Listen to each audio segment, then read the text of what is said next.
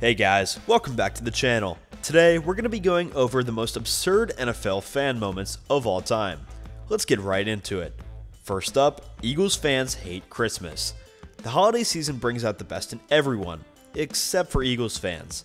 Santa Claus came to town for a halftime performance during the Eagles season finale versus the Vikings in 1968, and Eagles fans pelted him with snowballs.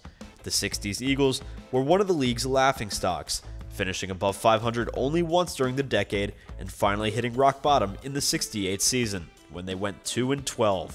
The rage towards Santa stemmed from years of frustration and the fact that Philly missed out on the opportunity to choose O.J. Simpson by winning 2 games down the line after starting 0-11. Whatever the reason, the encounter landed them on the naughty list for good. Next up, the streaker at Super Bowl 55. Super Bowl 55 between the Buccaneers and Chiefs may have been a snoozer, but Yuri Andrade offered a pulse of adrenaline late in the game when he stormed the field in a pink leotard. Before the event, he and several buddies came up with the concept of advertising for an adult website and profiting from a Super Bowl streaker prop bet, which they didn't get to keep after the story came to light. Next up, Brock Osweiler blinded in Mexico.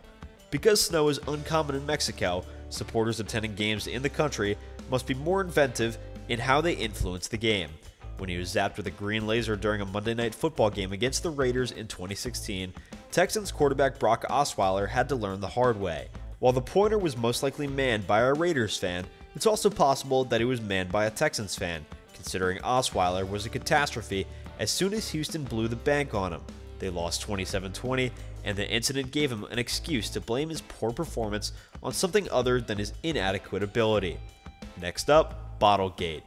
In 2001, the Browns were 6-6 and seeking to keep their postseason hopes alive in a Week 14 home game against the Jaguars. They appeared to be on their approach to accomplishing so until an officiating error stopped their potential game-winning drive and gave the ball back to the Jaguars. The Browns fans soon began tossing bottles and garbage cans on the field, resulting in one of the most notorious instances of fan interference in NFL history. The incident, known as Bottlegate, became so ugly that officials initially halted the game with 48 seconds remaining on the clock before calling the league office and demanding that the game be completed. Next up, Broncos fans and Joe Montana in the Snowball Game. Fans tossing snowballs onto the field may have occurred a few times, but the only game referred to as the Snowball Game was between the 49ers and Broncos in 1985. Unlike other cases, this was a one-time occurrence in which a Broncos fan hurled a perfectly timed snowball in front of Giants holder Matt Cavanaugh on a field goal try, causing him to botch the hold after losing concentration. Following the error, the Broncos' lead remained 14-3 and they went on to win the game 17-16. While there's no proof that the occurrence affected the outcome of the game, the fact that San Francisco only lost by 1 point made the gaffe a crucial moment in the game. Next up, Giants fans throwing snowballs. The Eagles and the Broncos were not the only NFL supporters to toss snowballs in disgust during its season finale, as their northern rivals took advantage of the icy conditions during a 1995 game against the Chargers. The event began innocently enough, with supporters in the stands tossing snowballs to each other to pass at the time. However, the situation became more serious as the projectiles began to arrive on the field at an increasing and frightening rate. Players wore helmets on the sideline to prevent being hit, but Chargers equipment manager Sid Brooks was not so fortunate, as he was knocked out during the game after being struck.